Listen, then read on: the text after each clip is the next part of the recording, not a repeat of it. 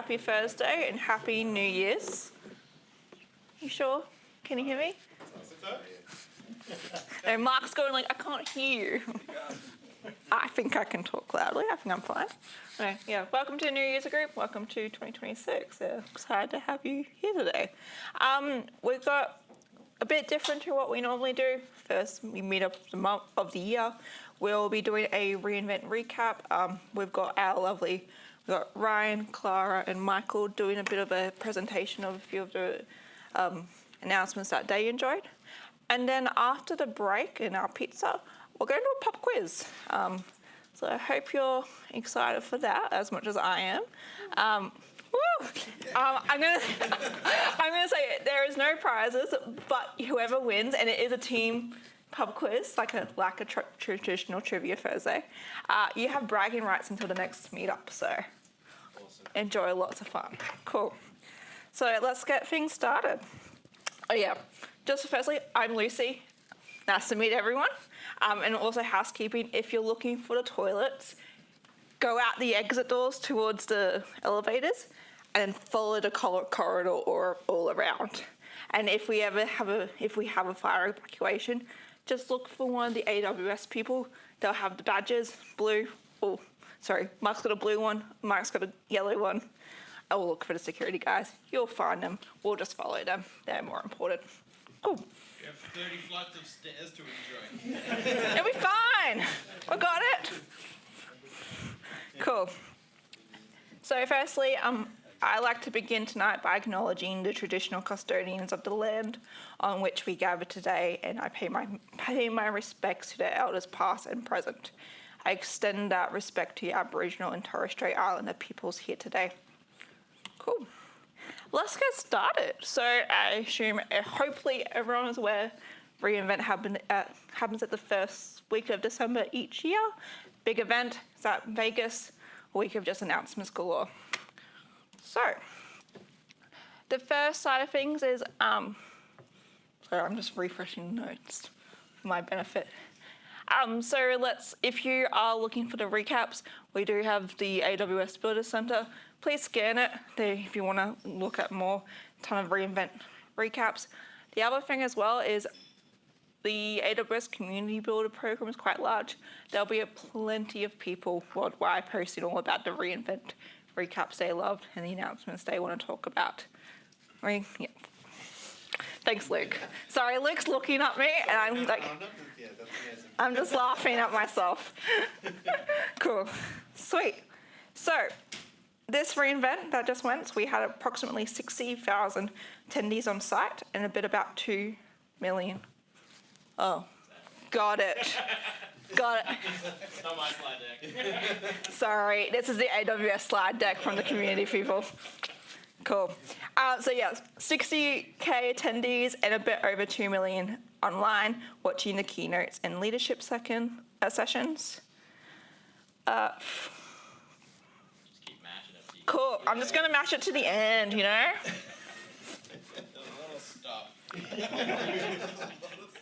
Cool. Okay.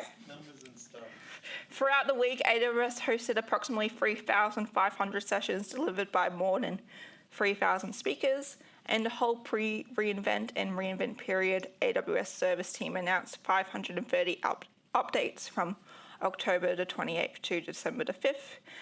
For pre-invent, which is between October the 28th and November the 29th, there was 414 announcements.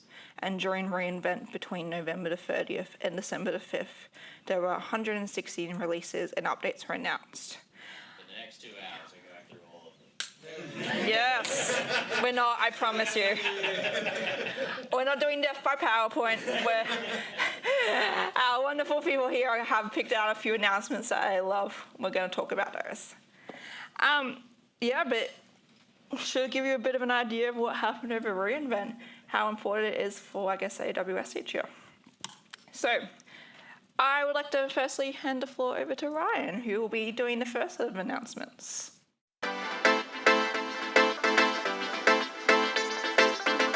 Hello, everyone.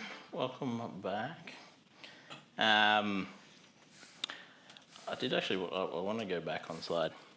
Is that meant to be a comma?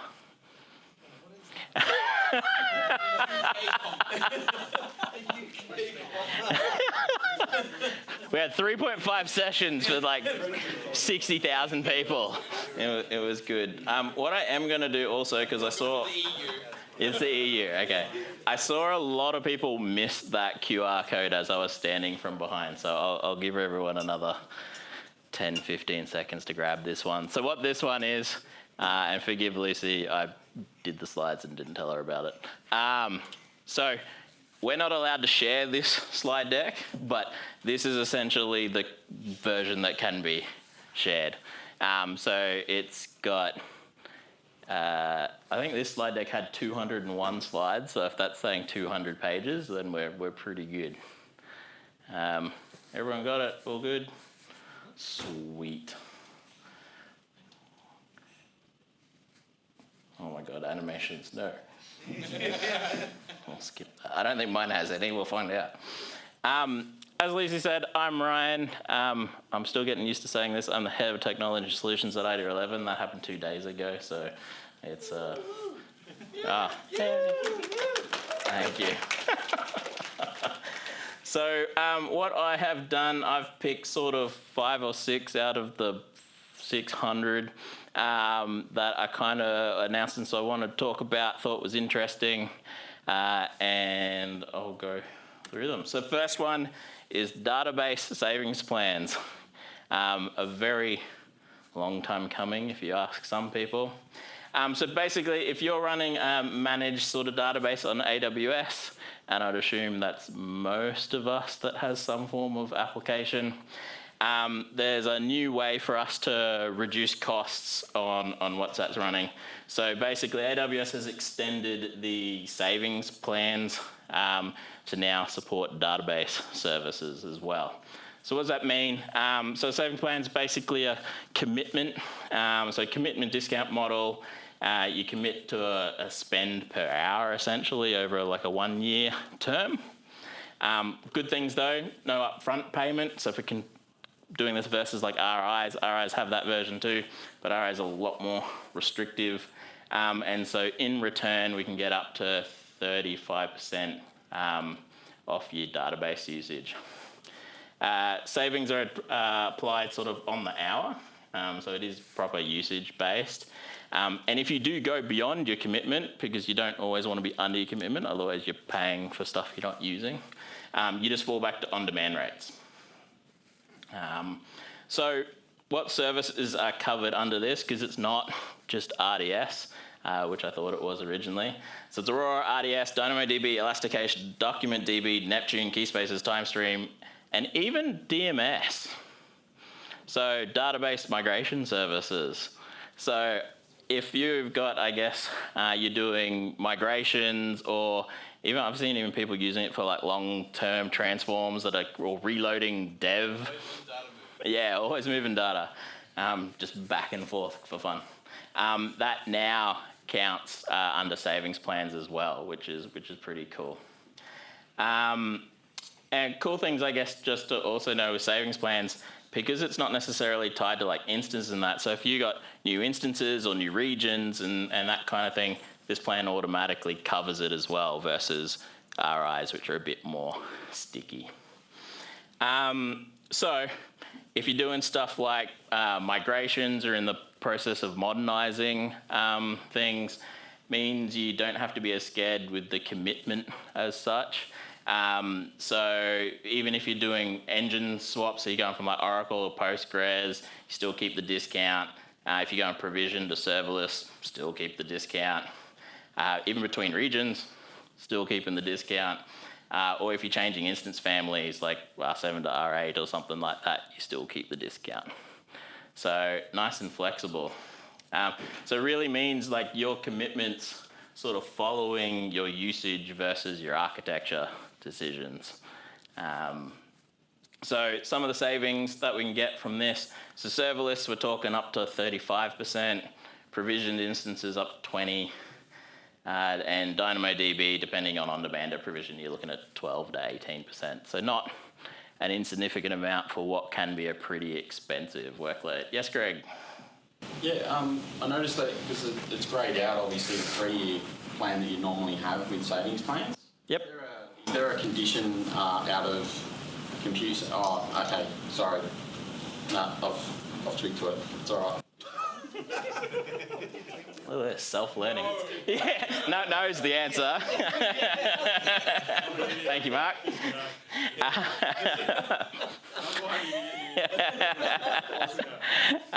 Yeah, no, only 1 year's on this. But to be honest, I live in the consulting world. I don't think I've ever recommended someone to buy a 3-year reserved anything. Usually, the cost return isn't worth it. It's usually single-digit percentages over the 3 years. So sometimes having the flexibility can be a bit nicer. But this is where it comes to, though. In the billing and cost management console, there's sort of 2 tools that can help guide you along this path. You got the recommendations view, which is, well, that's the top half of it. Then there's the actual recommendations underneath. So that looks at your historical usage and sort of starts recommending what savings plans are going to help. But there is also the savings plans purchase analyzer. So that lets you model more what you want to do.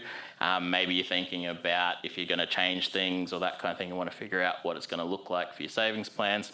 That will help you with that. So I guess if you're looking for incremental commitments or you expect some usage change, probably start out with the purchase analyzer. Otherwise, if you've got a lot of databases, predictable workloads, think you should model it out, go have a look at the savings plans and just save some money. Cool, so that's database savings plans. Next favorite one on my list, I'm a networking guy, so regional NAT gateway. Yeah. For all the guys that set it up like once, like that's about it. So NAT gateways, just because it's generally we're developer centric. Who knows what a NAT gateway does? Okay, I'm gonna have to explain it for the rest. So NAT gateway, in the most simplest of terms, allows private things to talk to the internet. Unless you just put everything public, because there you go.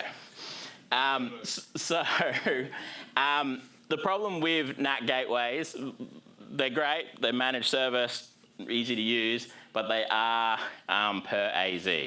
So traditionally, you'd have to, if you're doing a multi sort of AZ architecture, you'd have to set up 3 of them. You'd have to add your route tables and manage everything around that. Now regional gateways help us kind of do this all automatically. And it's kind of important because if you misstep in one way, you're going to end up with probably cross-zone data transfer. And at, 2 cents a gig, that adds up pretty quickly. So kind of what's changed. So basically, it's now a single NAT gateway that spans the AZs automatically. You don't even need a public subnet anymore, which is pretty cool. So from a security posture sort of perspective, just having the chance of not deploying something in a public subnet is pretty cool. You only have one NAT ID, so from a routing table entry perspective, it's literally just one entry. But what's even cooler is it gives you a fully pre-configured routing table anyway that you don't have to do anything. Yep. Does it bind to multiple IPs or just? Yeah. So the way it kind of works is it is still essentially like 3 NAT gateways, but it's handling that expansion and contraction automatically. So when it deploys those other AZs, yep, it's still adding public IPs to all of those. It's just managing it for you. Yeah, good one. I'll get to that. So first, how it scales. So what it actually does is it looks for ENIs in that AZ. So ENI, Elastic Network Interface. So basically, if you've deployed a Lambda on VPC or you've deployed an EC2 or something that goes, hey, I need to get to the network, it will then spin up in that AZ if it needs, and it will contract if there's no workloads in that AZ as well. I will call out, it doesn't scale to 0. So there'll always be 1, even if you've got nothing. Yep. Is that 1 per AZ or just 1 1? per AZ. But effectively to you, it's 1. What's the question mark? You're looking at me funny. To you, it's effectively 1. Under the hood, it's still 3 NAT gateways. And in the build, To me, yes. how much does it cost? How does it? I'll get one. Well, all right. Well, cost, it's exactly the same. So if you were doing it yourself and building it out with 3 NAT gateways and all of that across the zones, it's exactly the same cost. So the data transfer cost, the management cost. So this isn't necessarily a cost-saving exercise unless you have workloads that scale to absolutely nothing and you're dropping out of AZs. And it does take up to 60 minutes to scale a new one in that AZ. So just be mindful if you're like bursting really quickly, you could have about an hour worth of cross-zone AZ charges while you're waiting for that to come up. Yeah, Greg? So one of the major benefits that comes out of this is around your route tables and the simplification of your route tables, because previously you would have to have an individual route table per AZ on those private subnets to point to their respective NAT gateway within the same availability zone. Now you have the ability to have a single route table across all of those private subnets that's attached to them, because you're going to the same destination. A bit like in public subnets where you have an internet gateway as the destination for the default route. Yep, that's it. So yeah, basically what that means is there's a single, it even provides you a route table now that you can just use. So simplifying the configuration, simplifying the management, taking a little bit, and that gateways add up, right? Especially if you're not careful with them or you're not using them.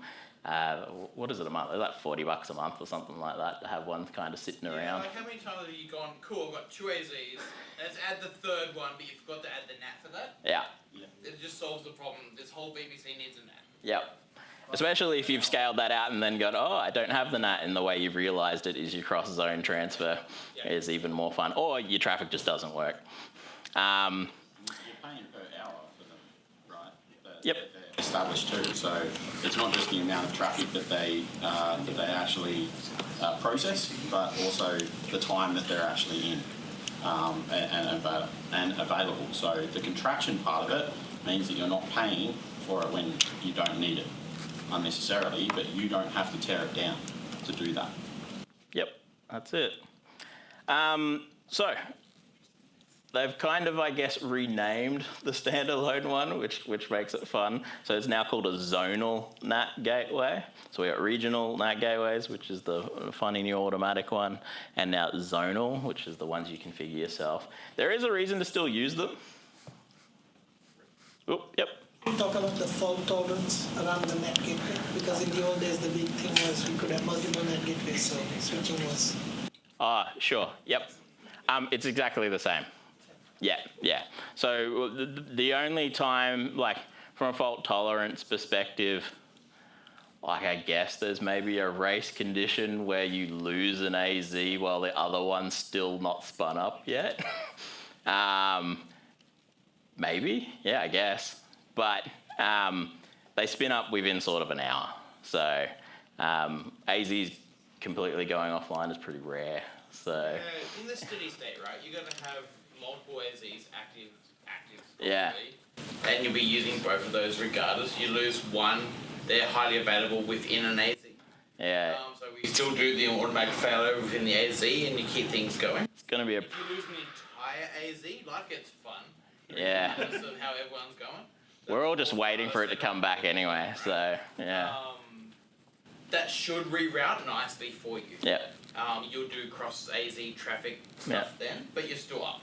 Yeah. Right? And if you want to have fun with that and actually understand what the impacts are for an AZ loss, there's Fault Injection Simulator, which can actually take out an AZ or simulate taking out an AZ on your behalf. Yep. All right, so I'll finish this one out, otherwise I'm taking forever. So when to stick with zonal, if you're doing, talking to a room of people that don't do networking, if you're doing private NAT, so you're doing like VPC to VPC or like on-prem with no internet and that kind of thing, this is only for to the internet NAT. So you'll still need that. Migration path, it's pretty simple. You can either just deploy it and switch route tables. That will basically result in a connection reset. So no matter what, there's kind of a maintenance window across any of these types of changes. Or if you are doing like IP whitelisting on your external NAT and that kind of thing, you can bring those IPs with you and reuse them, but you are talking about deleting your current NAT, creating the new ones with the now released IPs, and then you can continue on from there. But there is a path to basically keep using your IPs. Or in the manual versus automatic mode of this, you can say, hey, I want it to be in this region, and hey, I want it to be on these IPs. Yep. Sorry, Ryan.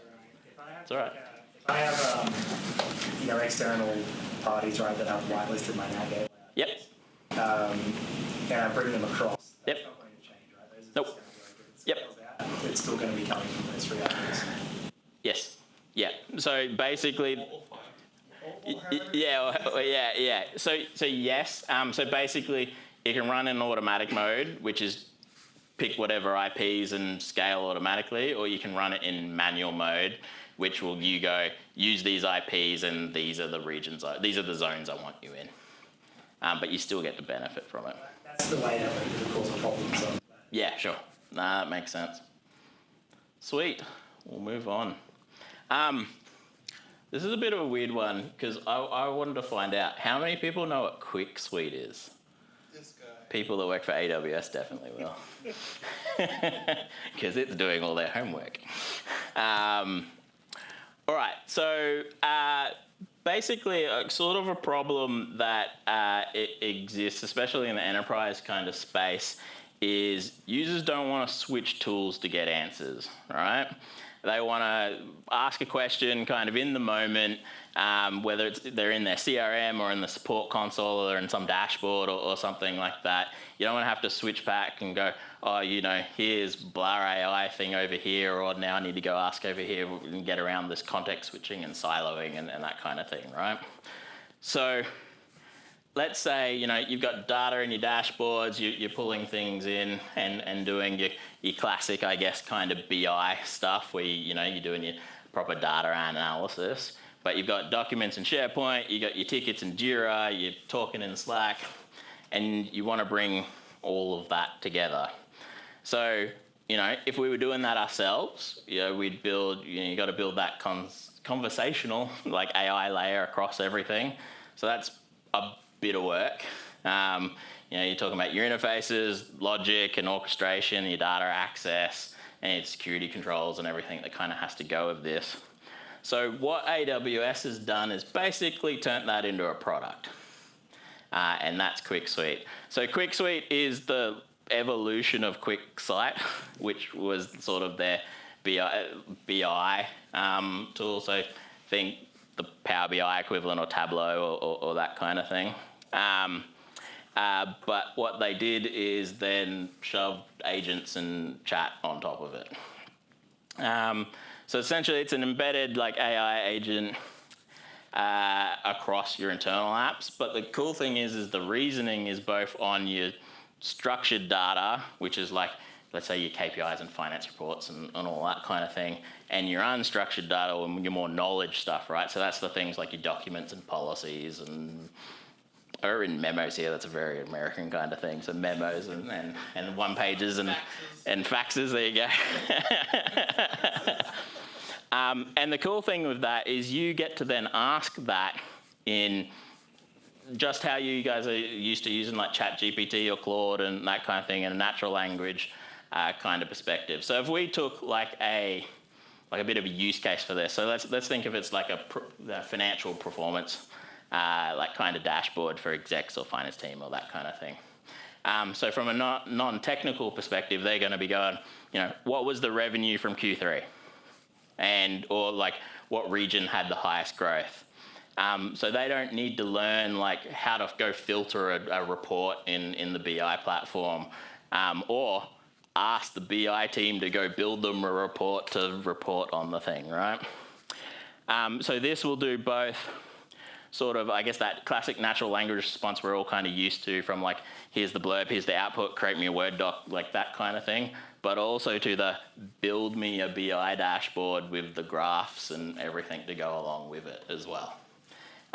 So kind of, I guess, what I'd call the, kind of democratizing the whole BI power, and not Power BI, work too much in Microsoft sometimes, in the BI space, where it's your data engineering team can really focus on getting the data there, having it good and labeled and sanitized and that kind of thing, but you can actually now transition the end users to getting the insights from it versus having to sort of figure that out with like a visualization team and that kind of thing. Not that you're replacing them, because no matter what, in the end of the day, they're probably going to take what's made and polish it and make it available for everybody. But it really allows that ad hoc kind of querying that's quite nice.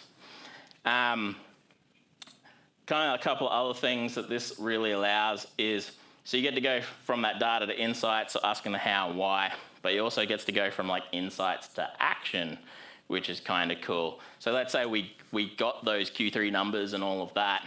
You can then from this interface go, hey, and summarize this in an exec format and send it on Slack to CEO. And it will do all of that kind of for you. Or create an issue in Jira, or something like that. So it really becomes a point of where you can actually start to do work versus just like get insights as well. From an enterprise space, and this is the part where I guess the fun part of things like ChatGPT and Claude and that kind of thing is all the data access is within your environment, within your account, and all of that. So you control all of that. You can control who has access to what data and what data sources. People can even bring their own data sources and then have that limited to their team and that kind of thing as well. And we also it also integrates all your classic enterprise auth kind of stuff as well. So single sign-on, you're done, and off you go. Coolest thing, I guess, kind of for some of this, so it supports all the classic stuff like SharePoint, OneDrive, Slack, Jira. There's 40-something, I think, connectors at the moment, which is cool. But it also supports MCPs, which is cool. So I played a little bit of demo once. We're playing it for one of our internal support teams, and I connected it up to our internal support ticket database, and then connected it to the AWS knowledge base MCP, and went, hey, how do we fix this problem? And it's redundant. And so it's now it can provide that in the sort of moment information of what's going on versus I need to now go research this thing or that sort of thing. You can bring it all together. So yeah, that's Quickly. It's pretty cool. Oh yes. Is this MCP for knowledge base internal thing? Yeah, okay. So there's kind of a couple of ways, I guess, you can do that. So it supports any type of what do they call them? Remote MCPs. So basically hosted MCPs. So that can be anything. That could be private ones. That could also be your public ones and stuff like that as well. From a knowledge-based perspective, that's kind of where your connectors can kind of come into. So you can either go, hey, look at SharePoint, and it will just ingest SharePoint and bring all that stuff in. Or you can even just go here's an S3 bucket, suck in all that stuff, and now it has the context of it. So you can build out knowledge bases. I think there's it'll be under a tab down here. Actually, no, it's under data sets and topics and that kind of thing. From there, you can be like, hey, this is the finance, one of the finance knowledge bases, only the finance space gets access to it.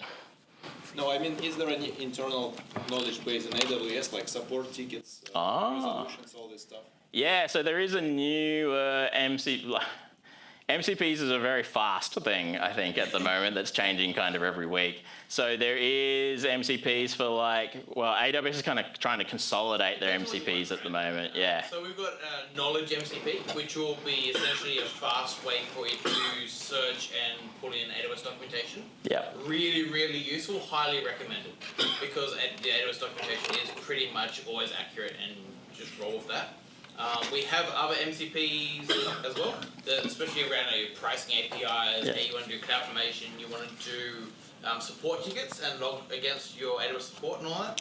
And there's a newer, control, I think they call it, or that, which is now you can provision resources and do stuff in your account, which is a lot more scarier. So in theory, you could build. There's also flows and a whole bunch of things, but I won't go into that. But you could you could have your chat thing there to go, hey, what was my Q3 revenue? And it goes, holy crap, and destroys your AWS environment. You could.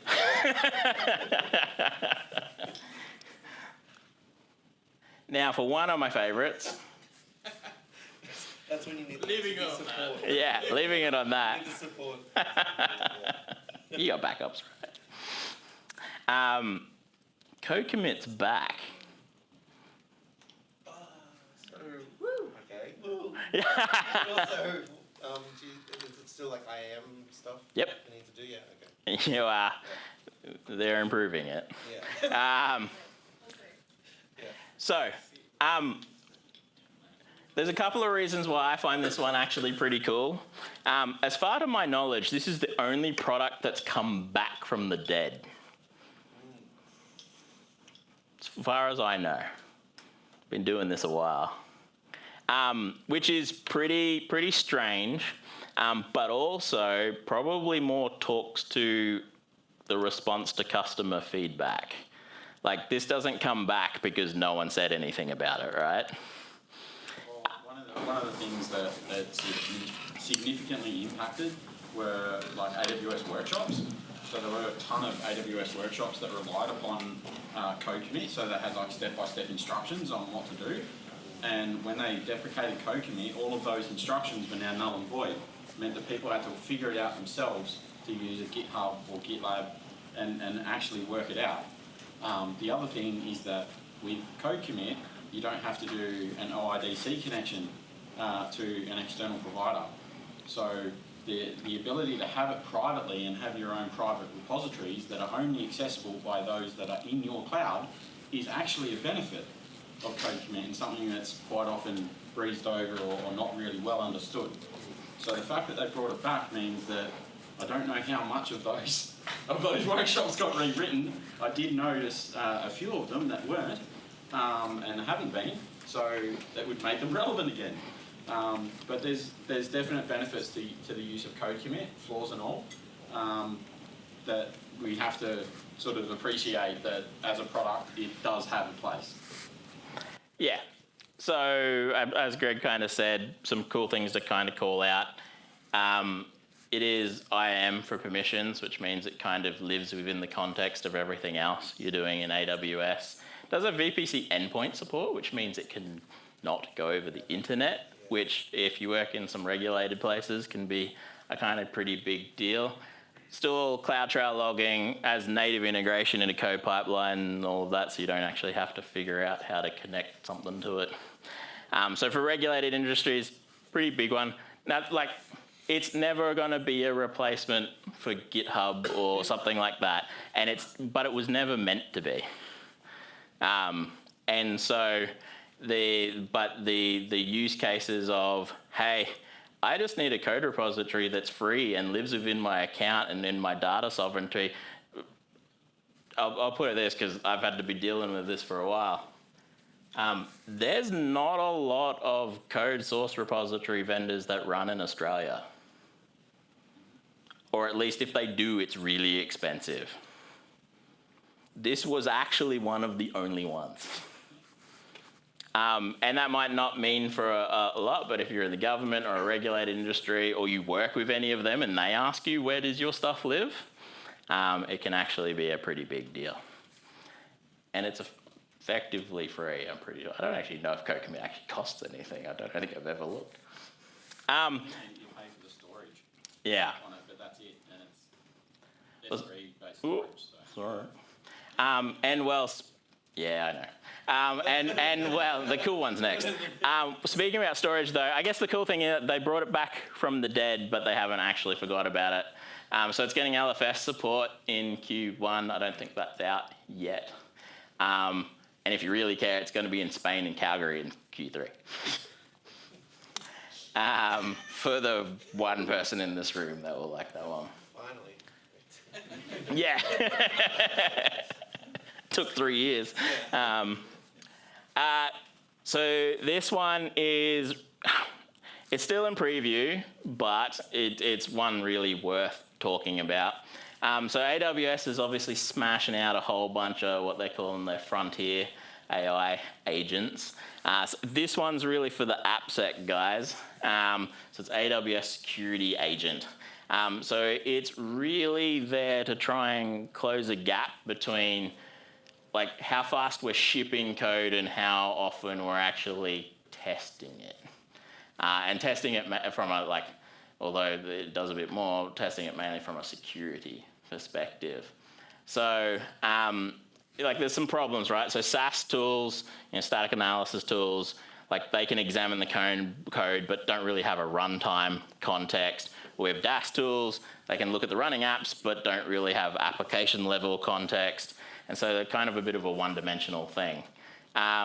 So like all of these testing tools rarely know like how is your app designed, what threats is it maybe going to face, or even like where does it run?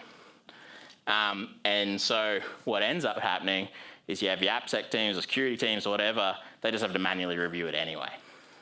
And in the blog post, there's actually some really almost called brutal statistics.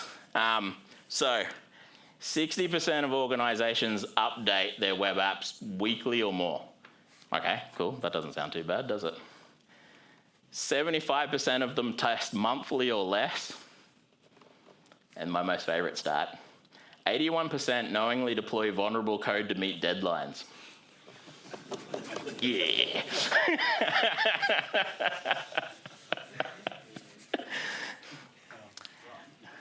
Yes, sir. On the security agent support with regards to EKS, one of the things that people used to do with the EKS, let's say if you wanted to do CIS scanning on your pods before you deployed them, so that you could fail the pipeline or fail the release if they didn't meet your CIS benchmark standards, for example. You used to have to rely on third-party tools like KubeBench to be able to scan that and do that. It's kind of a question, I'm phrasing this as a question, is that does security agent then negate the need to have that in those things? Sorry, I don't mean to put you on the spot. No, that's all right. It's just something that's been plaguing on my mind. I haven't looked it up, so I'll put my hand up and say that I'm asking the question if anyone knows. Yeah, so it can be... So it is in line in a sense in terms of like it reviews PR requests and that kind of thing. So in theory, you could put gates on that hey, this app agent has to have reviewed it before you allow the PR to go through. So yes, you could build it into your workflow. So sort of three main capabilities that it has. So first is design review. So you can actually upload your designs to it and it will do a security review on your design and give you feedback and all of that. So sort of starting at the start, right, where we're looking at what are we doing from a security perspective before we even build it. So sort of before we write code, try and catch the issues before we do it. From a code security perspective, and I kind of find this hilarious, you can only connect it to GitHub. Yeah.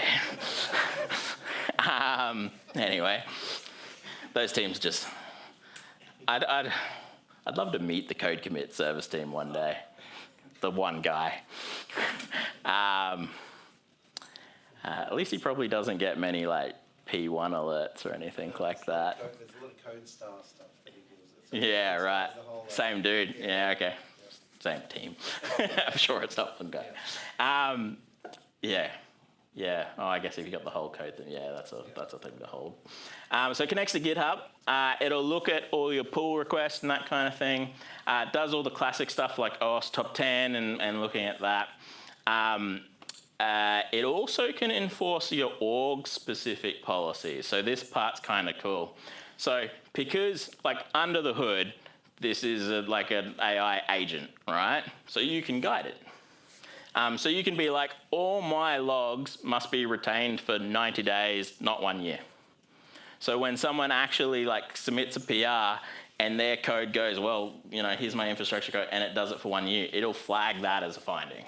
So you can take your either security best practices or operational best practices or whatever you want, feed that into this, and it will look for that stuff too. So once again, if you're thinking about like SAS and DAS tools and like that kind of thing, they can't do that. Like they don't care about your operational context, right? And then classic things, comments in the PRs, is your violations or raises PRs and that kind of thing.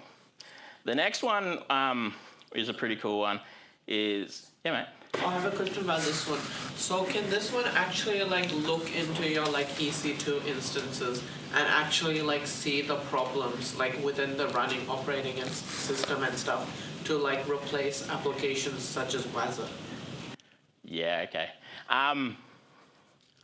So it doesn't have like a runtime agent or anything like that. But there's kind of a but to that, and you've segued it perfectly, is it does on-demand pen testing. Oh, on your EC2 instances? On anything. threat detection. Yeah. Goes all the way through the levels. Yeah, so... AWS inspectors that can use... Yeah, you could use Inspector for that. Yeah, exactly. So the cool thing about on-demand pen testing, don't know how many of you get the joys of working with pen testing companies. They're all great, but none of them are going to be there in an hour to do it. That's weeks or months, usually. This is whenever you want it. You get to also define the scope, which is always an important thing for a pen test. So, you know, what domains to cover, should it be auth or not auth, even what threat models you're like wanting it to like review it against. And then what happens is the agent, as you walk through the thing, I would have loved to demo it, but we just don't have the time. When you're setting up a pen test, you also get to feed it context. So you can, if you've been vibe coding all over the holidays, give it the Claude MD file, or you can give it your design documents, you can give it your architectural documents and all of that if you want to, and it will have that context for when it does the pen test. So either it will go like it's not going to give you example. Let's say your web page is hosted on like GitHub pages, for example, and you're pen testing that. Well, it's not going to go, you should have CloudFront, which it might pull up if it was looking at like an AWS architecture, right? And the cool thing is because this is like AI based, as it's doing its discovery, and it's pretty funny to watch because it basically talks to itself. It's like, yo, I need to like look at this endpoint and check out this and goes, oh man, I discovered that. Let me have a look at this. And like that's, you can watch it, it's hilarious. But the cool thing is that means your pen test kind of evolves as it goes. So as it finds things or it finds a new endpoint in your code or looks at that kind of thing, it will look at that and go, oh, I need to look at that. And then devise the new tests that it needs to evaluate that instead of just going, nah, I'm done. So it adapts over time as endpoints, if it finds error codes, if it finds creds, and go from there. And it goes across on 13 kind of categories, which is a bit of a, like, I think it's MITRE framework and a bunch of other things. So cool thing is, and one thing I guess that is all of this is once again just coming back to like it's context aware, right? It actually cares about what your app is and what it does and that kind of thing. And one thing like I played with it over the holidays, and one thing I didn't expect it to do that it did, is it'll actually do like business validation like checking. So I built, just for fun, like a price cost like comparison kind of website, like scraping a bunch of Shopify sites and comparing things, right? And so I ran this against it just for fun, and it started pulling up my code going like, hey, are you sure you're comparing like the costs right and that kind of thing? Because it's looking for like business risk as a part of what you're doing. So it's not just like, hey, have you got the right framework and that kind of thing. Like this is actually looking at your code, making sure that flows are like actually make sense and not risky to reputation. Because security is not just, can we get hacked, right? It's, do we push something and we look like an idiot and now we go out of business? So kind of the whole gambit as such. So bit of a central thing before I end it out. So with these ones, the cool thing is security teams can kind of central define those requirements and stuff as well. So if you're working with lots of dev teams, sec team can go, hey, this is what we're looking for, and everyone else gets to use it. And once again, on the theme with all of AWS's AI stuff, your data isn't used to train it. It's in your account. At the moment, it's still in preview, only in North Virginia, but you can play with it. Everything's logged, trailed. Go read the logs. It's hilarious because it's having a conversation with itself. And yeah, so that's Security Agent. Last one for me, and this one will be a really quick one. The AWS login command in the CLI. Has anyone actually used this yet or know what it is? Oh man, okay. What about blow your mind for the most simplest thing in the world? So, at the moment, if you want to get your CLI going, connected to your environment and all that kind of things, what are we doing, right? Well, if we're going really back to then, we're signing up, we're creating an IAM user. I had to make sure this didn't, my notes actually say, and look at your root user, but nah, I'm not saying that. You generate access keys, you got to store them somewhere in configure the CLI, use it. What was it, AWS configure? Like we used to configure that, right? So for this now, and like especially if you're new to AWS, that's confusing. And also long-term access keys, that sucks. Commit them somewhere, even sucks more. So the benefit for this is literally in the AWS CLI, and it's even better if you're already logged into the AWS console. AWS login, click yes, you're in. That's it. Yeah, mate. Is this just AWS Vault? No. So the reason I guess it's kind of not is because like this is essentially like OAuth credentials. So what this is doing, it's not generating, I guess, long-term tokens or that kind of thing. This is using SDS service, but authing with OAuth, which means the best part about that is it works with federated users, or if you're only logged into that account as a role, so you've come in through SSO and all of that kind of stuff, all still works. Just transfers credentials essentially. So it's still, in the end of the day, doing an SDS and writing some credentials and using it and that kind of thing. Except, I think I read in the notes, it's rotating them like every 15 minutes, which is wild. It still lives to your like principal session duration, so if you max that out to like 12 hours and that kind of thing that everyone does, so you're not getting logged out of the console every 2 minutes.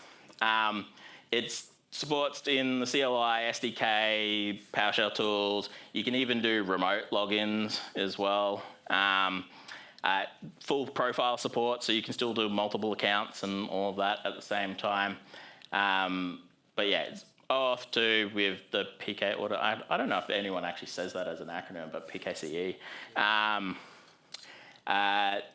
It's all logged in CloudTrail as well. So the generation of these tokens and everything is all logged in CloudTrail.